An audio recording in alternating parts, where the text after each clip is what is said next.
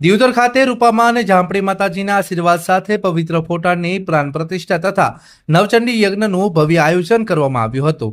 કાર્યક્રમના પ્રારંભે વહેલી સવારથી જ ધાર્મિક વિધિઓનો શુભારંભ કરવામાં આવ્યો હતો, જેમાં રૂપામાં અને જામપડી માતાજીના મંદિર ખાતે પંડિતો દ્વારા વૈદિક મંત્રોચ્ચાર સાથે પૂજા અર્ચના શરૂ કરવામાં આવી હતી.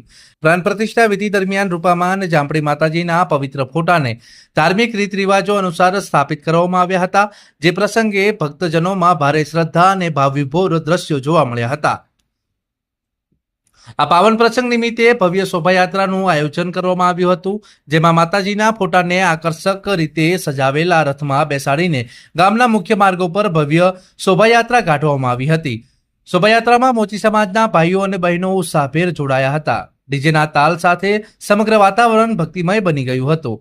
નવચંડી યજ્ઞ દરમિયાન વિશેષ યજ્ઞકુંડમાં વિધિવત હવન કરવામાં આવ્યો હતો. પંડિતો દ્વારા વૈદિક મંત્રોચ્ચાર સાથે યજ્ઞની તમામ વિધિઓ પૂર્ણ કરવામાં આવી હતી. આ યજ્ઞમાં મોટી સંખ્યામાં મોચી સમાજના લોકો તેમજ માતાજીના ભક્તજનો ઉપસ્થિત રહ્યા હતા અને માતાજીના આશીર્વાદ પ્રાપ્ત કર્યા હતા.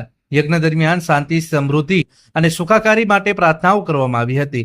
કાર્યક્રમના અંતે મહાપ્રસાદનું આયોજન કરવામાં આવ્યું હતું, જેમાં મોટી સંખ્યામાં ભક્તોએ પ્રસાદ ગ્રહણ કર્યો હતો, જેમાં મોચી સમાજના યુવાનોએ આયોજનને સફળ બનાવ્યું હતું.